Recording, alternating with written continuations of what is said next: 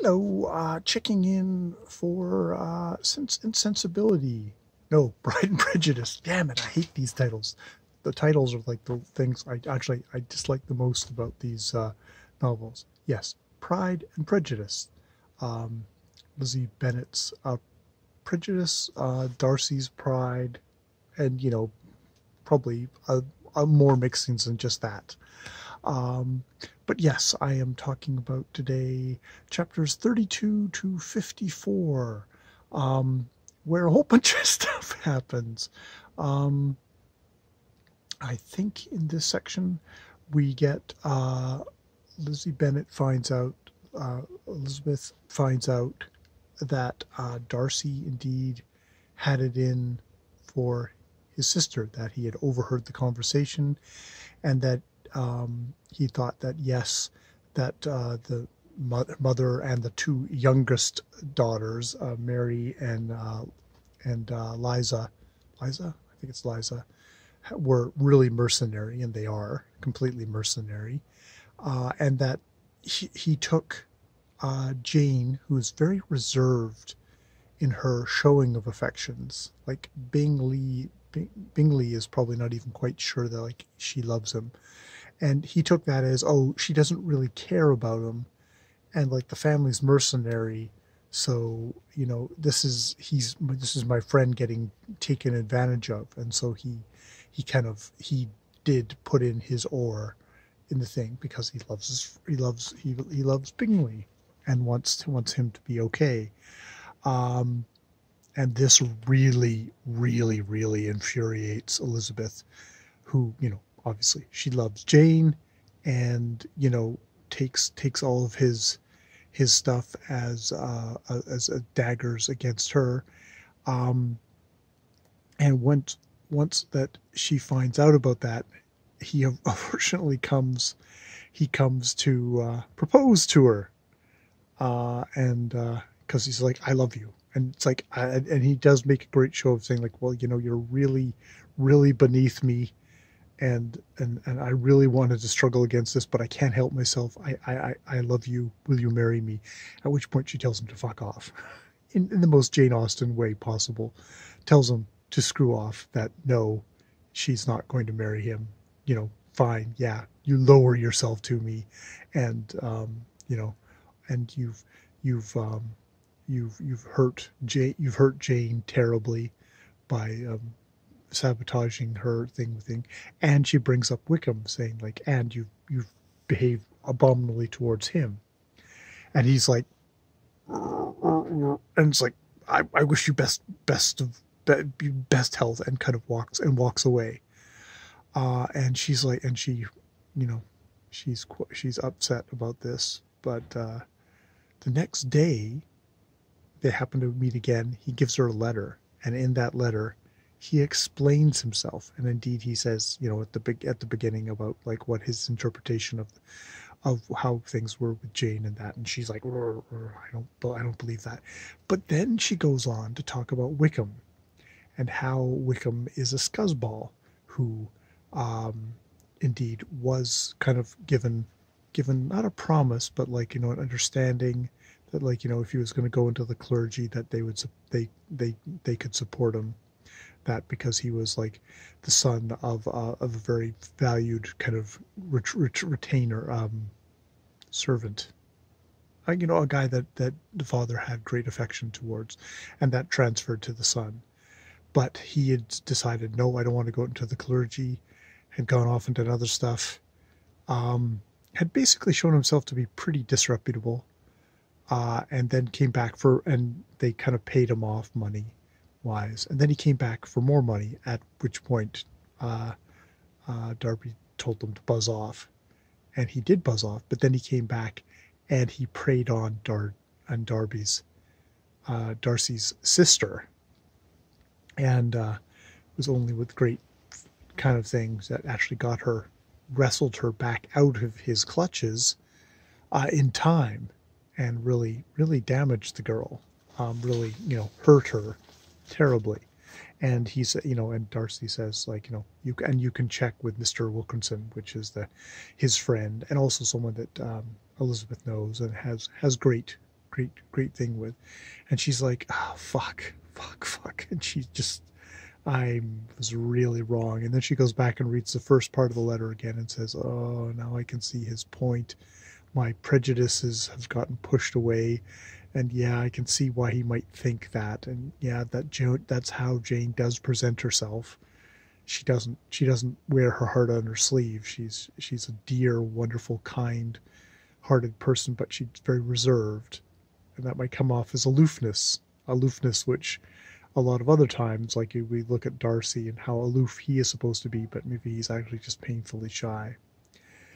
And so she's like really like quite devastated by all this, and basically they kind of lick their wounds, but they don't say anything about Wilkinson to anybody, because they say, well, he's going to be out of the thing soon, and they won't make Nevermind, and yeah, Wilkinson's kind of made Darcy's name mud, but it's like it doesn't really matter for much and whatever.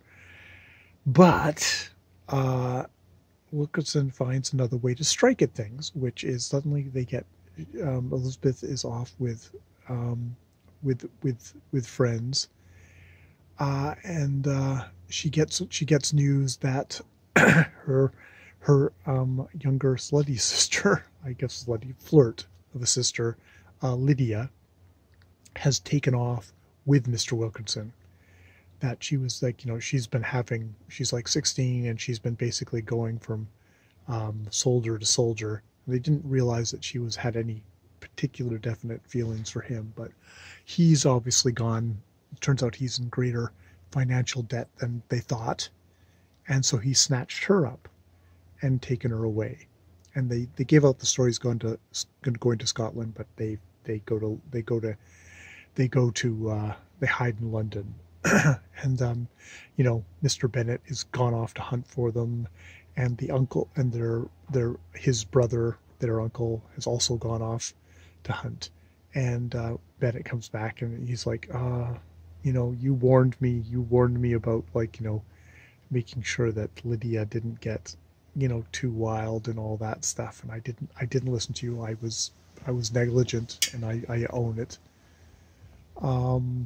And the mother is like, they're all ruined. And she's being very indiscreet, which is like one of these things of, like, I guess having a sister who's done such a thing, who becomes ruined, can basically cast all the daughters, the whole family into shade, make them all unmarriageable, which would be like, fuck, would really screw them all. And the best they can hope for is to get Wilkinson to actually marry Lydia and just, patch over it. And then they get news. They get news from the uncle that I found them. He is going to marry them. We've come to agreement. I'm going to pay off his debts.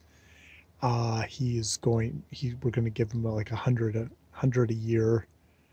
And later, more news is that he's given up his thing at the regiment and will become a regular, and is going to go up north with Lydia. And it's like, oh, it's like actually the family's come off rather easily from that. Mr. Bennet, it's like it's going to be like an extra £10 basically, for me to do all this. And it's like, and he feels really bad because, wow, his brother has taken on, obviously paying off his debts, turns out buying out his thing. It's like, holy crap. And Lydia comes and lords it over them. She's like, I got married. I have a man. You're all unmarried spinsters. And like, oh, Jane, you don't get to sit at the head of the table anymore because I'm the married woman. And just like, oh, you total bint. But she let slip that Mr. Darcy was at her wedding in London. And it's like, what's that about? It's like, oh, I can't say. I was sworn to secrecy. Mr. Wilkinson said, like, it wasn't to say anything about it. So she writes her aunt, wife of uncle, at which point she says, oh, you didn't know. And it turns out that Darcy came down. Darcy hunted out Wilkinson. and got all the settlement, paid off all the debt, did all this stuff, and did it because he felt like it was his pride that had prevented him from properly publishing what kind of an asshole Wilkinson was. I hope it's Wilkinson. W something was, and that left him open. And can't really say you can't really say that actually is the fault. It's like it's a parents letting wild kid run with army soldiers and somebody looking for the chance. I mean, there's also the thing that Elizabeth definitely made it clear to him, I know your game. And which point I think he knew it was up there. So he was sort of looking for, there's definitely a vindictive thing there, but there's also just like, oh, I need to figure out some way to pay off my debts, because yes, it turns out he's got debts everywhere. And suddenly everybody who'd been thinking he was such a swell guy before, the second he leaves, it's like he's a bastard, he owes everybody money, kind of all that sort of stuff. And so yes, they go off. They go off. Elizabeth has a lovely little exchange with Wilkinson at the end, just letting him know how much she knows about stuff, and shutting him down quite handily. And this is a guy who's going to end up in more trouble, and Lydia's not going to be having a good life. She's having a little bit of thing right now as a foolish 16-year-old, but feel sorry for her, because this is going to come out in the end, which maybe it does by the end of the novel, because she's just such a dope. Unfortunately, she's really from her mother's side of the family. The mother, who is once she's married, is like, oh, it's wonderful, I love Wilkinson. It's like it becomes just a joy, because I married daughter at 16 too, which is just like, oh God. And then who should show up back in the neighborhood but Bingley and Darby, and they come for dinner, and Bingley is obviously still smitten with Jane, and like, oh, is that going to redo again? But Jane's very kind of reserved, and she's like, just as like I think she'd hoped before that it was going to happen, now she's like, oh no, he's just being civil to me. And it's like, and Elizabeth, who's just like, oh, Darby is never going to ask me to marry him a second time after I so kind of rawed him the first time, so don't give me that. Jane, he's obviously back in your pocket again, and you're not going to have. And Darby and Darcy is with her, he's gone back to his very kind of shy kind of reservedness, which you wonder if a part of it is just kind of is indeed because of her mother blabbing around and being blah blah blah, kind of in a way that really does kind of rankle against poor Darcy's sentiments. I think there's also just a thing of like, they can't figure out a way to kind of jump back to each other again.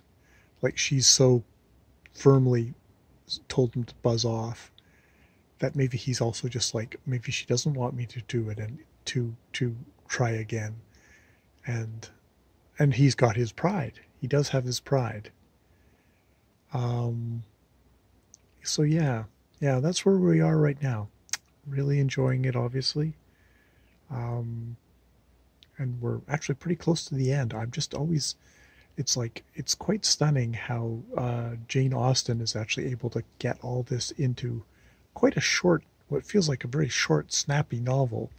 At least as how I'm used to my Trollope for the last while, which isn't a diss-down Trollope, but just Trollope just like kind of gallops along at a certain space and usually has multiple storylines. Well, this is very much more a single storyline. We're getting everything from Elizabeth's point of view, whereas in a lot of Trollope novels we get multiple storylines going on at the same time. So this is like half the novel.